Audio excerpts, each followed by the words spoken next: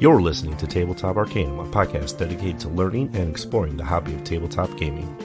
Your hosts are Justin Taylor and Richard Geese, so sit back and relax as we talk, discuss, and joke our way through the hobby we love so much.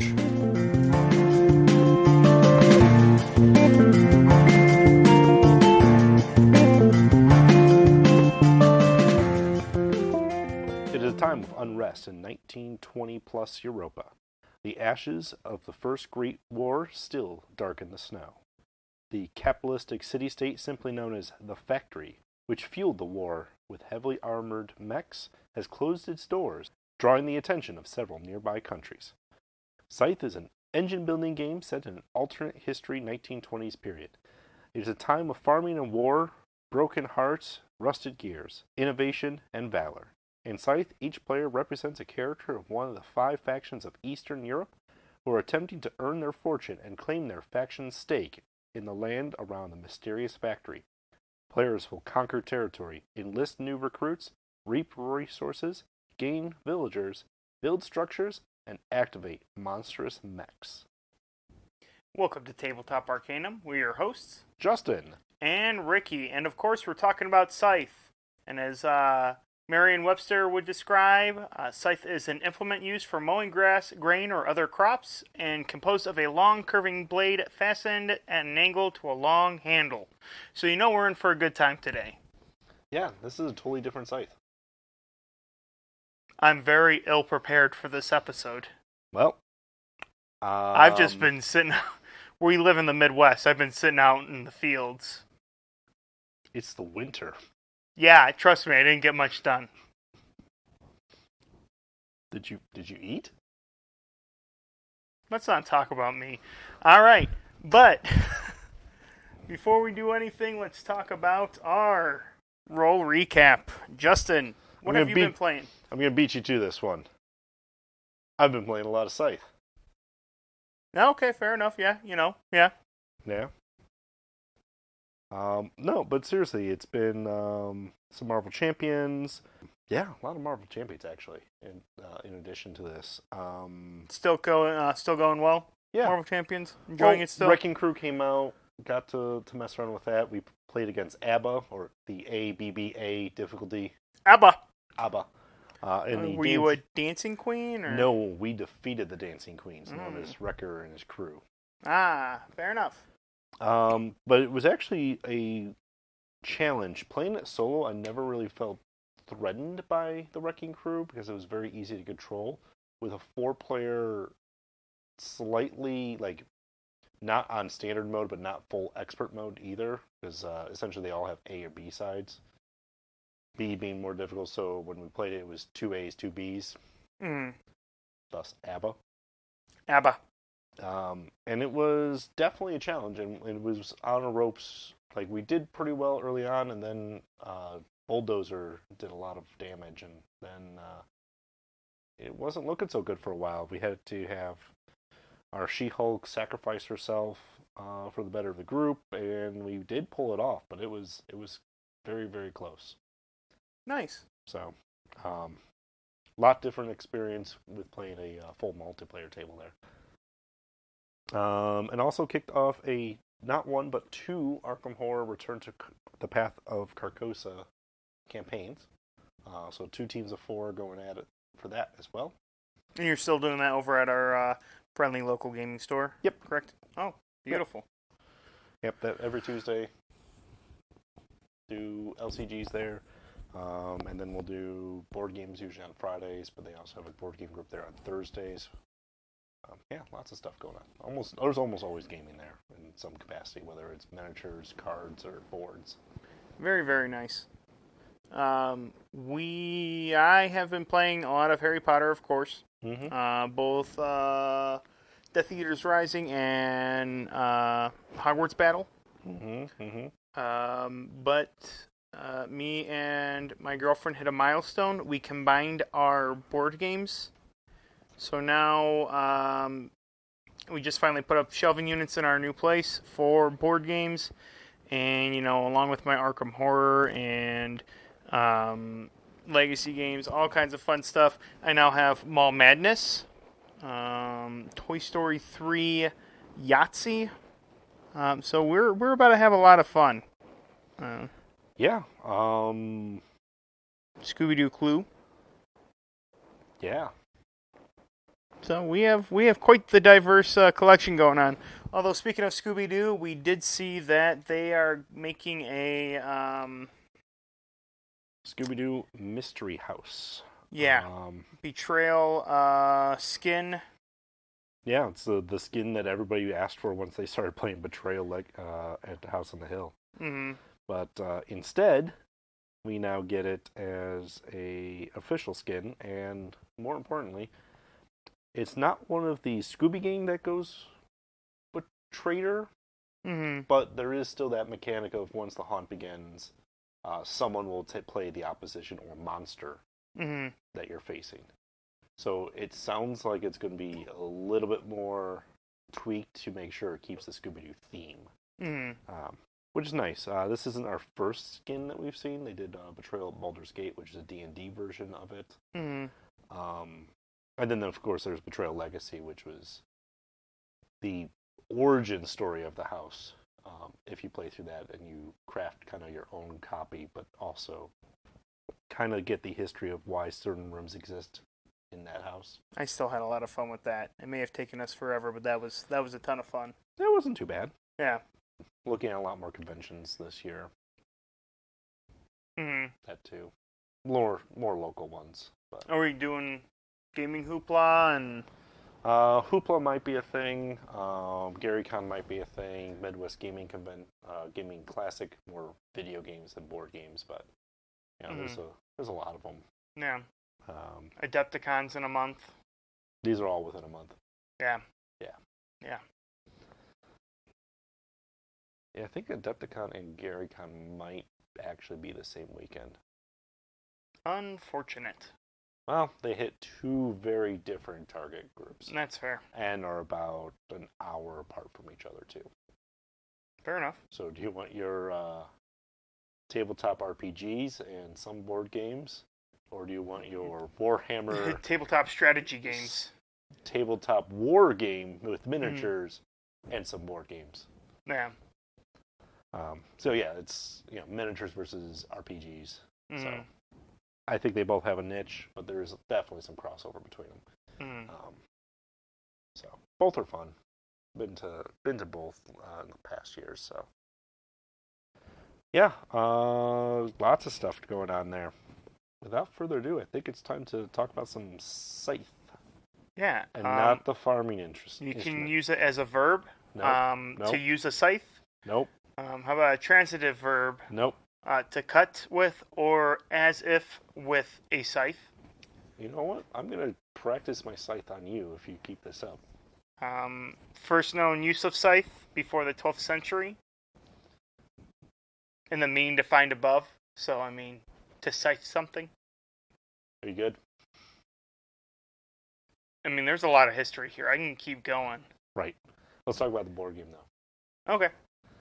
So, Scythe is published by Stonemaier Games, designed by Jamie Stegmaier, and also Jacob Roski developed the art for it.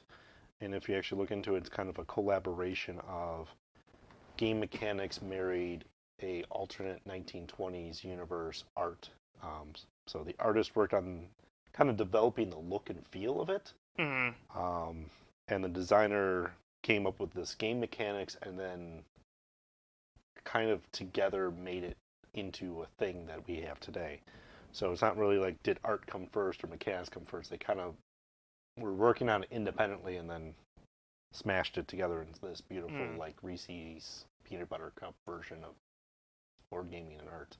You got your board game in my art. Well, you got your art on my board game. Exactly. So, core box is 1 to 5 players. Plays about 30 to 40 minutes per player. And with a little bit of a rules download, it really does go that fast once you get going. Because essentially, your actions are pretty quick once you understand the icons that you're using. Besides that, it's a little bit on the medium weight side. It's definitely not. There's definitely heavier games out there, and the other big thing that it does is it's a engine building and almost Euro heavily themed game, but does the Euro points with a little bit of area control because that's how you get your resources and stuff. But realistically, while it has giant mechs and battles and the war theme attached to the look, you don't battle as often as you would anticipate by looking at this game. Mm-hmm. So it's one of those have that expectation. Now there are a couple factions within the game that do like conflict more than the others, but you can literally have a game without a single fight and still win. Mm-hmm. So, our first impressions of it, my first impression of it, and I'm going to say this about, I'm going to bring this up about every game that we I'm going to beat you to it. about. The art! The art is spectacular. Yeah, no. That's what keeps me engaged on this game more than anything else. And I'm usually a mechanics guy. Mm-hmm. But I love the look, the feel, the 1920s plus alternate universe. Because essentially, it's 1920s, but now World War One was developed with mech, like almost steampunk-looking mechs. Yeah. And airships, and things of that nature. Mm-hmm. So it has a definitely different look and feel, but it definitely, whew, boy. Yeah. And it's not just the board, but the player mats, the faction mats, the encounter cards, your secret objective cards, all have this beautiful art throughout the whole thing. So there's no piece of cardboard untouched with this art. It's everywhere. Yeah. Which is just fantastic. I personally so we have played this game before several times, and for me to be able to get into the game a little more, I went and I picked it up through Steam, where Stonemaier hooked up with the Knights of Unity, and even it's a $20 game. Yeah, if you pay full price. Yeah. It's on sale often. Yeah. So you can probably get it for about $10 if you're patient. Yeah, and I believe I got the bundle which came with Invaders from Afar. So altogether I paid like $26. And the game itself has all of the art, which was fantastic to see. The digital edition that Knights of Unity put together with them was a 1-to-1 translation. Mm. All the encounter cards from the core box are there. All the factions from the core box are there. When you add the Invaders from Afar expansion, the 2 factions, that adds, those are, like, everything's there as if you had the physical game. Mm. So much so that even the pieces are digital renders of the physical pieces in the game, with some bling options if you want them, because the minis come unpainted, and they're unpainted in the video game version, but you can mark that, hey, please put colors on these, and they have them digitally painted for you. Just like your worker meeples are just normal or wooden-looking tokens. Mm. You can actually get stickers and make them look extra fancy in the real world. Game does the same thing for you, too. So, yeah. That's how, like, really it is a 1-to-1 translation at that point. Art is fantastic. And the game just... It plays, I've played some games on things like Tabletop Simulator, or I do believe there's another Tabletopia, which is another one on Steam, where they go, here's the game, have at it. Yeah. Like you like they'll set it up for you, but then it's just free reign to do whatever you want. The digital version of it also just guides you through everything. Tutorials are fantastic. Everything is fantastic. But let's jump into the actual playing of the game. What are some things that you thoroughly enjoy about this game? Well, let's talk about how you play this a little bit first, because that's going to help kind of shape that discussion, I think, because everybody gets a random faction, or however you want to do it. Sometimes I've had players draft and things like that, but you essentially get a faction board, which is what your mechs and your character powers are going to be like, plus a little bit of your starting stuff.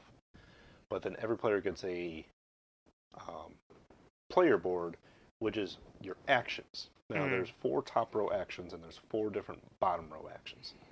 Each player board mirrors or pairs those actions differently.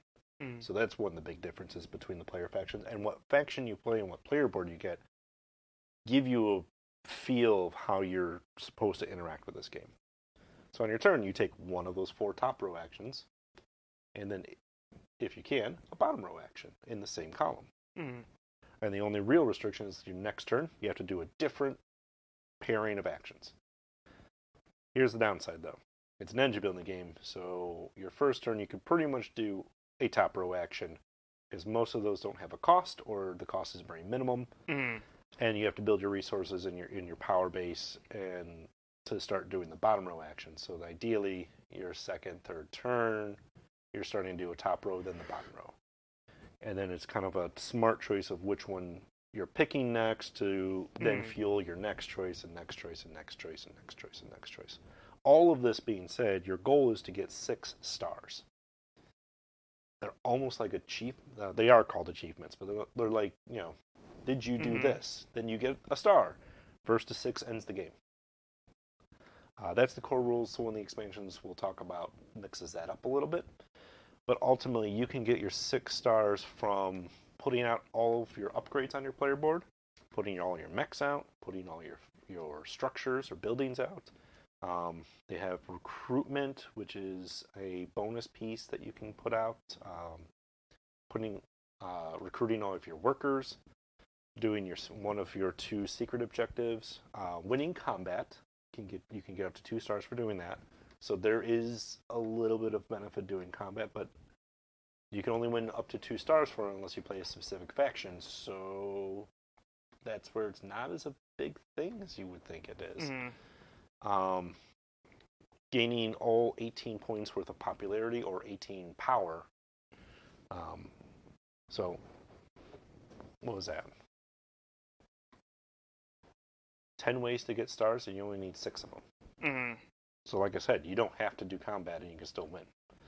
A lot of it is a pacing mechanic of you want to be in a good position when you get your 6 star, because ultimately your money is what gives you the victory at the end. So you can even end the game with getting your 6 star and not win the game because you don't have more money than everybody else.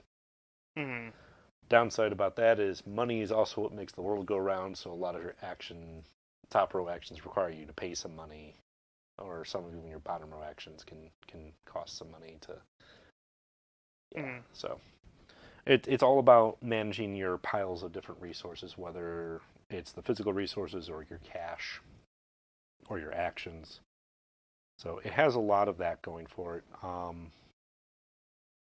The nice thing is, from a 1-player game, you have a automaton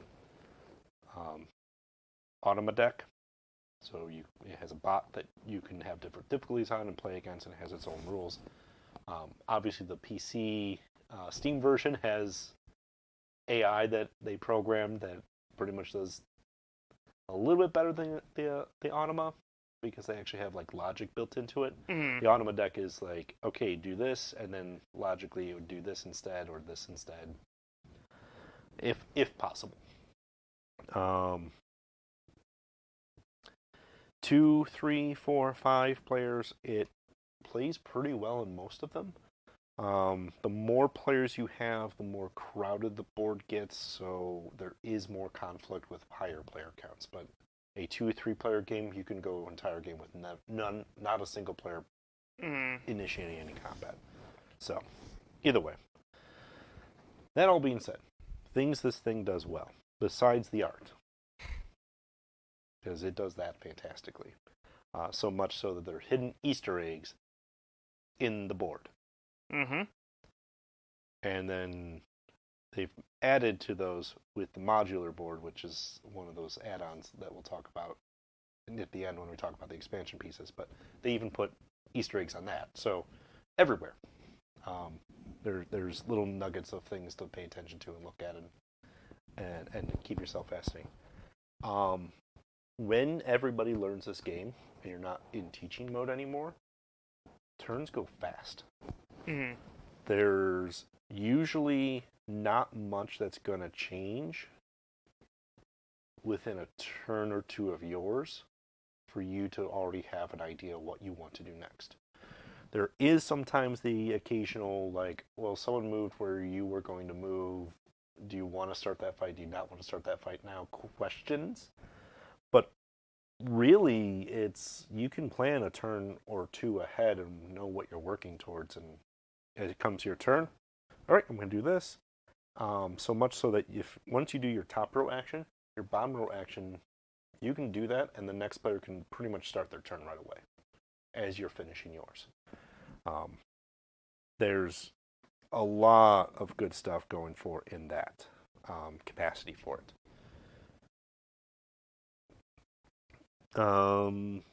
Components, pieces, all top notch. My copy is personally blinged out because I do like this game in a lot of ways, and your edition's completely blinged out. I can do a little bit more, but I know you could, and I know you would. Mm-hmm. But you can upgrade your cardboard money to actual metal coins. You can upgrade your resources, so your oil, your metal, your wood, and your food can have realistic-looking resource tokens. You can upgrade your board. There's actually two sides to the board. There's a standard size that the game comes with, and then the flip side is about 75% larger, and you get a sideboard that pretty much bumps up against it, and all of a sudden everything has more space. A lot more useful in bigger count games because there's a lot more space for people to put all their pieces around. And that's just some there's extra encounter cards and promotional cards, all of which aren't like Kickstarter locked or anything like that. You can get everything for the game, and there's no exclusives hiding out there in that sense. So these are all... Were all these add-ons that you have, did they come straight from Stonemaier, or did you have to pick them up through a different company? Stonemaier works with MeepleSource. MeepleSource, okay. For a lot of the extra bling. And they definitely encourage people to go through them and get their stuff. And MeepleSource is actually relatively good. And they're usually at most conventions too. So you can usually, like if you go to Gen Con, you can get a lot of your upgrades right then and there without having to pay shipping. And they have MeepleSource is actually a fantastic resource. We talked about in our upgrades and bling episode. That they have a lot of like premium resources, different meeples, discs. You can actually go for per game. So they have actual little like wizards and clerics and fighters instead of the cubes in Lords of Waterdeep. They actually have little meeples versions of those character types. So like you can go crazy on that site with a lot of different games.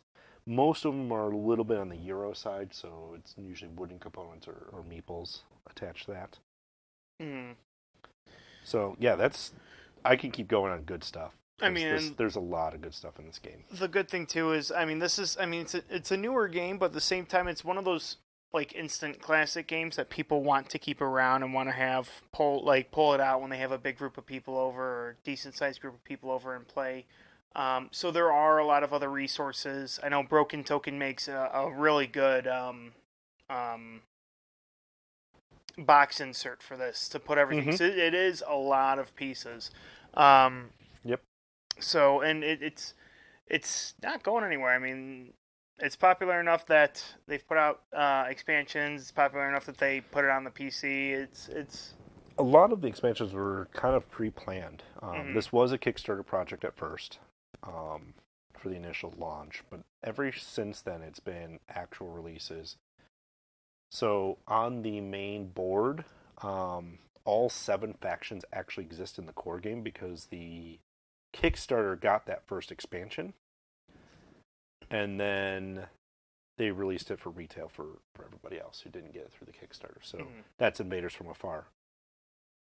Benefit of that one, though, is that brings you up to a 7-player count, gives you 2 more factions, 2 more player boards.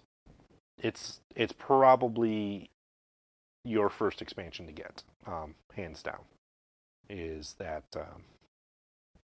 invaders from afar. So, what else? What else do you feel that this thing does well? I mean, it's a war game that you can play with your friends, and at the end of it, not feel like you want to murder them. Yeah. You spend over an hour, hour and a half playing it, and when you're done, you don't feel like you need to just rage quit. Yeah. Player elimination is possible, but very rare. Mm-hmm. Mostly because everybody kind of has a home base that you go back to when you're defeated. So you don't really get kicked out of the game. You can kind of get blocked there, technically, but it takes a lot of effort, and someone has to actively try to do that, and they're pretty much sacrificing their game to do so. Mm-hmm. So it's not worth it in the end. There's a lot of good pieces moving on. What's not so great?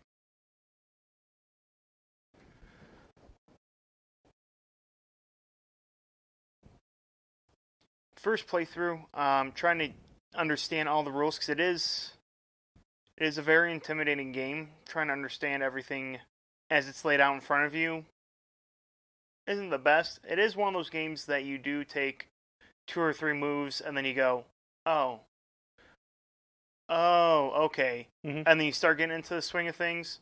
It may be difficult to explain to people who've never played it before.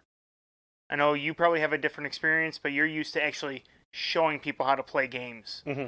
It's just a lot going on, so if I try to describe it to someone, I sometimes lose where I need to start to tell people how to play. So this is actually one of those games that you need to get people playing while you're explaining. Yeah. And it's pretty simple. Everybody's first turn can take a different top row action, and you explain the actions as they go. Because unless you're playing a high level game, there's a lot of squish in some of those early turns that the game's forgiving enough. If you make a mistake here or there early on, it sucks because you may not be the first one to get a star, but that doesn't mean you're not going to win. Yeah. No, I know what you mean. When I first learned Scythe, it is very icon heavy, very Euro, and very there's a lot to pay attention to. Once it's almost like understanding a bit of a board game language. Once you understand the icons, everything clicks and you're good. It's just getting to that icon level is, depending on what caliber gamer learning you have, can be challenging. So, anything else? That'd be the majority for me. I mean, I thoroughly enjoyed this game. It is something I would like to bust out. I picked up the digital copy. I am going to pick up a physical copy as well because it is something. And I mean, I'm going to lead into our who would we suggest this for with this. Me and my friends used to play Lord of the Rings, the Middle Earth Risk. And we would play, it would be 4 of us sitting there. We would play for 3 hours. We'd all hate each other at the end of the night. This is a game that I feel like I could bust out with that same group. We'd have a lot of fun, thoroughly enjoy it. And at the end, again, we won't hate each other. Right. There's no... You could have above the table sort of diplomacy, but there isn't necessarily a diplomacy style. It is more Risk in the sense that, okay, this is what's going on, but you're not battling each other over territory, because there's usually, especially in lower count games, there's enough spaces to go around. There's probably in a 2 or 3 player game enough space for everybody to cohabitate. It's when you're at the 5, 6, 7 player counts of there's not enough space for everybody, and that's where you start bumping into each other. It's a little bit of like a small world feel there. One of the negatives I actually have in this game is when you lose a fight, you actually go back to your home base. All of your pieces, anything that gets lost, whether it's your workers, your mech, or your character that's running around, all of them get sent to your home start. And you have to move from your home start space by space back out. Now, you can't take the same action twice in a row. Mm-hmm. So this means you can only advance your pieces pretty much every other turn. Caveat, there are other ways to manipulate that system a little bit, but really, unless you're playing a specific faction, or you've been to the factory and have a second or fifth action card, or some other mechanic, the core rules are pretty much every other turn you get to move those pieces. Mm-hmm. And you can only move 2 to 3 of them, depending on your upgrades. And that's 2 or 3 of them, one space, maybe 2, again, depending on your upgrades. So when you get sent back home from a very far out or strategic spot that you wanted, it hurts. It hurts more than just removing the pieces from the board. Yeah. Now, the game design aspect of that is you don't ever take pieces off the board. Once you've built something, you have it. Mm-hmm. It's always there for you. I don't feel going all the way home. I feel like when that happens, it feels worse. Mm-hmm. Because it's like, not only did your plans get screwed up, but now I have to march all the way back out there if I want to even try that again. You have to come up with a strategy. But that's my big strategy takeaway from this game of that's a thing, and it's a powerful thing to do someone late game to kind of screw them over and spike their plans if you can pull it off. Mm-hmm. Combat's kind of a betting game. Yeah. You can bet up to 7 power if you have it. Mm-hmm. And then you have a deck of combat cards that are 2 to 5. 2s and 3 power levels are a lot more common than the 4s and 5s. Which is neat, is also on the board they actually have what the deck is made of. Mm-hmm. The card count on there. So you know the probability, and you can actually kind of card count in your head, okay, I've seen 5s, or I have a bunch of 5s. There's only 6 in the deck. So that means they don't have a 5. They might have a 4, but they don't have a 5. Or, and then you have some of your mech powers and things that can trigger and bounce off combat. But combat is actually relatively predictable. You can kind of crunch some numbers before advancing and going, yeah, I think I can get this, or there's no chance. Mm-hmm. Or it's somewhere in the middle of because it's a little bit of betting of what card you use and how much power you bet against it. You know the range of what they can do. You don't know what they're going to choose. And that's the random element. It's not even really that random because it's all player choice. There's no dice rolls. There's no anything like that. So it's a good aspect of the game, but it's also one of those, when you lose combat, it's bad. Mm-hmm. And I feel like it's worse than just removing your pieces. So that's my major beef with it. Not that it turns me off, it's a mechanic I don't enjoy. Yeah. You just don't enjoy being on that side of it. Right. Yeah. I don't like doing it to people, honestly, but that's the type of player I am. Yeah. I don't mind sending people back, but worker placement games for me are great because if I take a space that you were looking at, most of the decent worker placement games, there's at least 1 or 2 other spaces that A, you can go to, B, they may not have been your top pick, but they're still going to do something for you. Yeah. You still can make progress. It's just your optimal move was taken away instead. Mm-hmm. Instead of, I've taken their fun and sent you home packing. Yeah. Which is how I get the feeling out of this one. Anyway, I think that's enough ranting and raving about that mechanic. Yeah. So with all that being said, I've already said who I would suggest this to. Who would you suggest this to? This is a engine building strategy game for someone who likes to pre-plan the turns, and also likes not only just a pretty game to stare at as you do so, but a game that also has a lot of replay value because there's 7 different factions. There's 7 different player boards, and all those can be combined in different ways.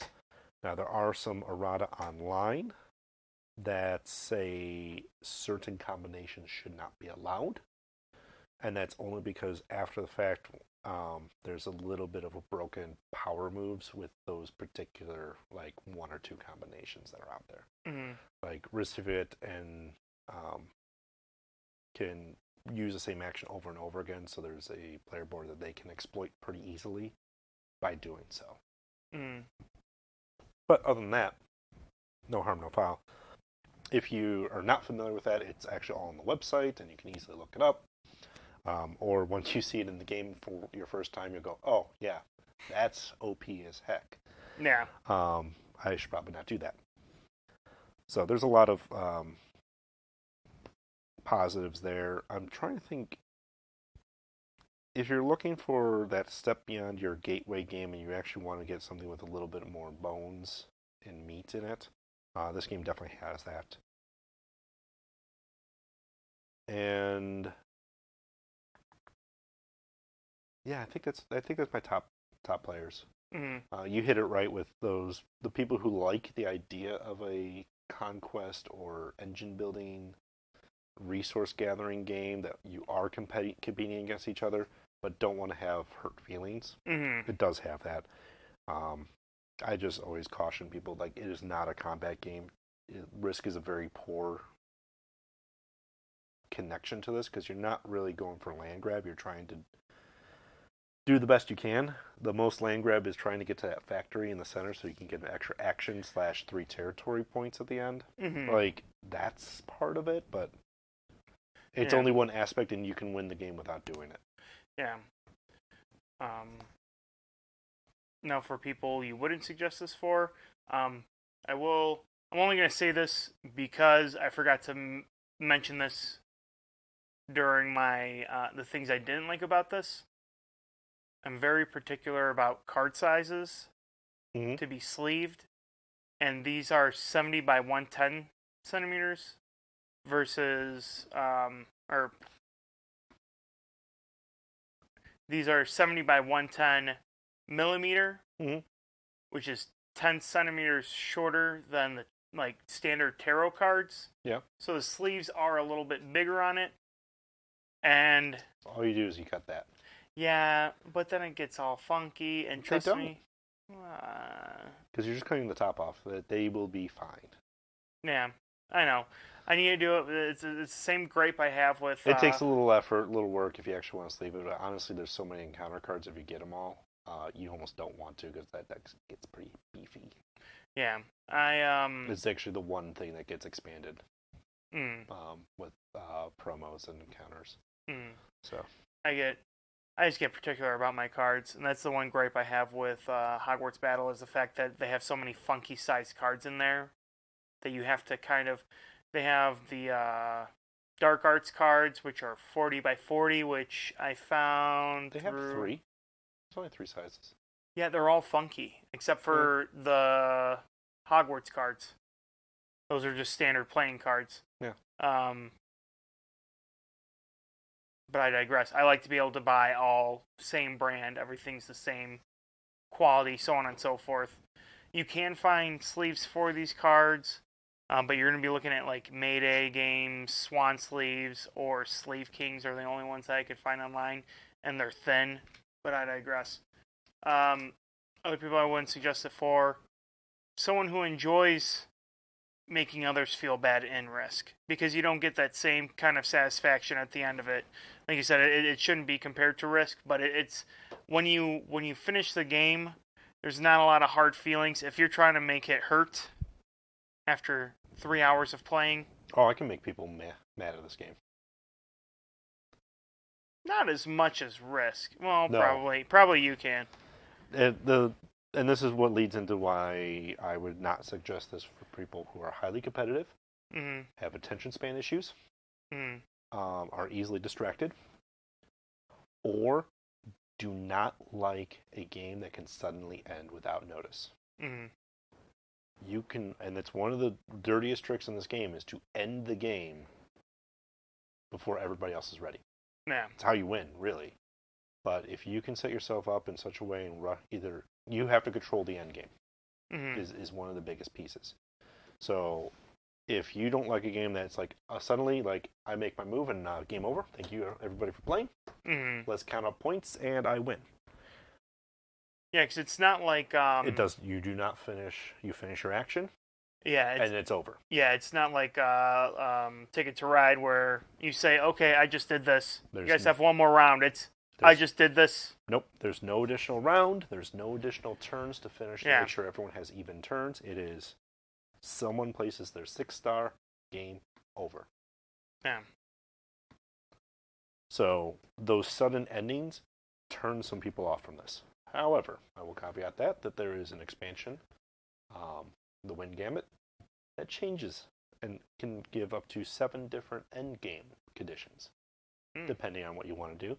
That's also the expansion that adds airships to the game. Mm-hmm. And the airships themselves, the end game conditions, as well as the airships, are optionals. You can have one, both, neither.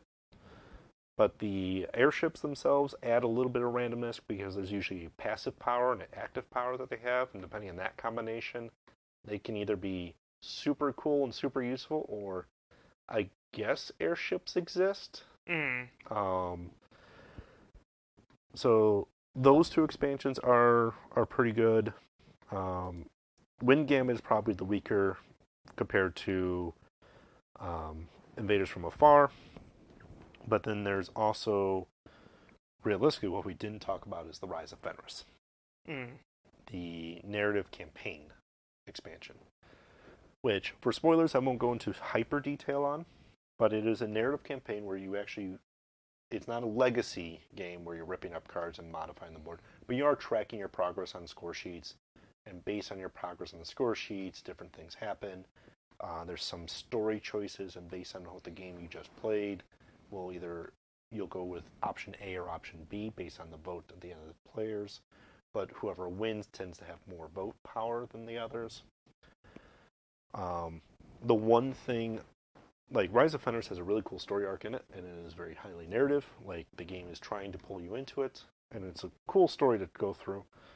Some interesting unlocks as you go through the game, too. And the whole thing can be reset. All positive things about Rise of Fenris. Negative thing about Rise of Fenris, it has a win more feel. There's no real catch-up mechanics, so if you do well in the first game, and then the second game, and then the third game, you're pretty much, unless you make some major errors, are pretty much good to keep winning. Because you get more money, which is how you win, and money can translate into your faction unlocking more abilities as the campaign progresses. And more money means more abilities, and more abilities means you have a bigger edge on your opponents, which means it allows you to win more, which means you have more money to buy more upgrades. You see where I'm going. So, the more you win, the more you win. The downside is there's really no way for the factions that don't do well to catch up for you. They don't get, like, free unlocks or catch-up powers or anything like that, like a handicap system or anything like that. So, if you play the Rise of Fenris, I do recommend to make sure that everyone is at least even skill level, and just watch out for that. You can't catch the person who runs away with the games issue. Now, there's a bunch of promo cards out there, and they come in packs that you can get on MapleSource.com. They're pretty much all encounter cards, and there's a bunch of them, and they are all crazy amounts of, like, take it or leave it. I love them because they're more art for a game that's already very pretty. There is a Scythe Encounters expansion box, which was a fan-made expansion box. That one is already kind of warned of, like, yeah, this is not intended to be balanced. These are kind of crazy. Some of them are cool. Some of them are, like, it's just fan submission ideas. Lots of cool stuff in there, but it definitely makes the game wacky if you use them. If you know that going into it, you'll have fun. If you expect it to be balanced, you will be disappointed. It does try to warn you. And then finally, the newest one that came out last year is actually the Scythe modular board. This was also another kind of a fan idea that came up. Because essentially, Invaders from Afar was a planned expansion, and Rise of Fenris was a planned expansion. The encounter deck was a community kind of built idea. Wind Gambit was almost, the airship idea was actually kind of a community built idea, because the airship was in the cards, and people, someone actually developed the idea of the airships and co-designed it. But the Scythe modular board was an interesting thing because so many of these territory games, the board's really balanced and really neat, and as it is. But that is the one thing that stays the same on every single game you play. The board never changes. Mm-hmm. Except for now can. So they have these hex tiles that you can actually lay out on there, and they're designed to kind of be randomized, put out on there, to kind of mix up what's next to what and what's near what's starting home base. The home bases themselves can kind of shift around on the board too. So normally on the main board, Polandia is always next to Saxony and Albion, Mm-hmm. and sandwiched between those two, and those are always their neighbors. Not so on the modular board. The home bases can be shuffled around too. So you get a lot more out of it that way. I think the modular board is for someone who's played Scythe over 100 times and needs to shape up the board a little bit. It's also nice when you had that one friend who's like, yeah, I'm going to be Polandia because I know exactly what I'm going to be going for the moment I start off. Or... Yeah, good luck if their player board matches it. Yeah. Yeah, every faction kind of has what they want to do based on the resources that are near their starting home. Mm-hmm.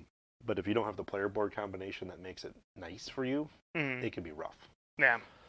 But yeah, no, it's the modular board's a nice little last add-on. I would say the encounter set cards is probably the last expansion that you'd want to get.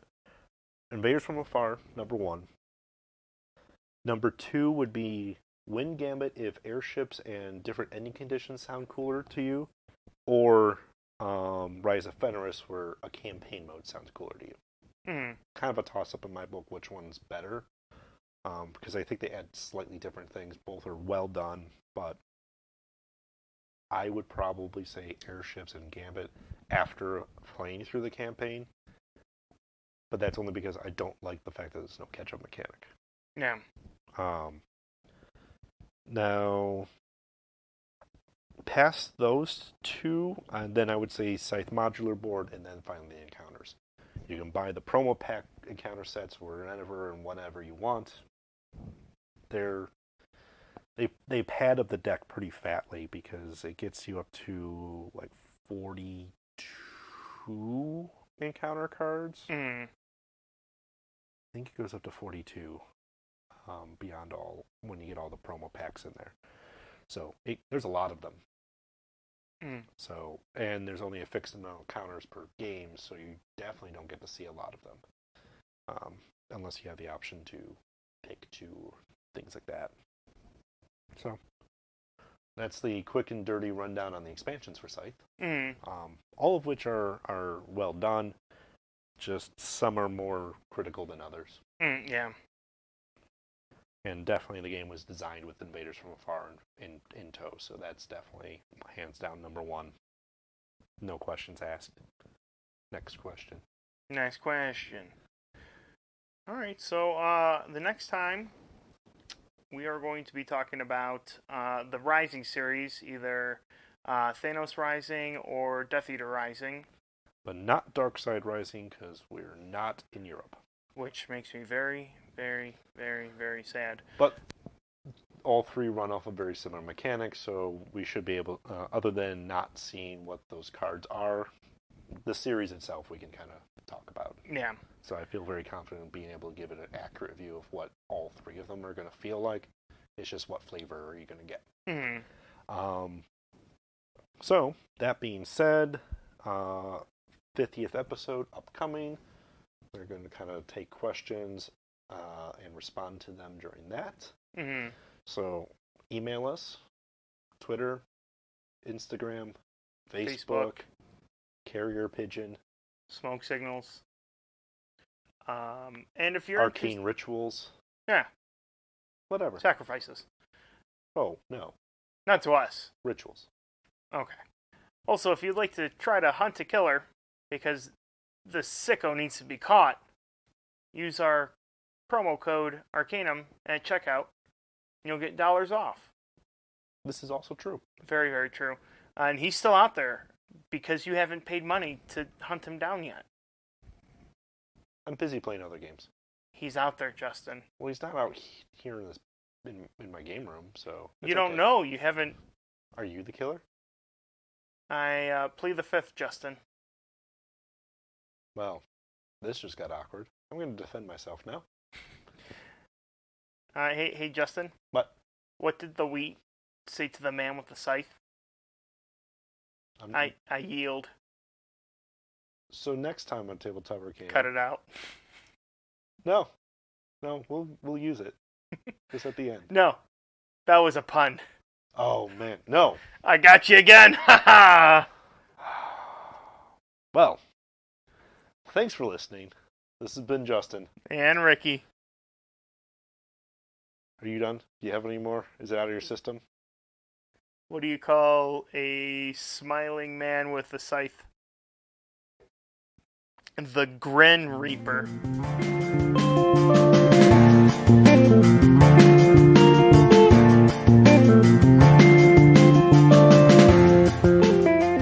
You've been listening to Tabletop Arcanum, hosted by Justin Taylor and Richard Geese, and featuring the original music by Paul Moore and Isaac Gilbert.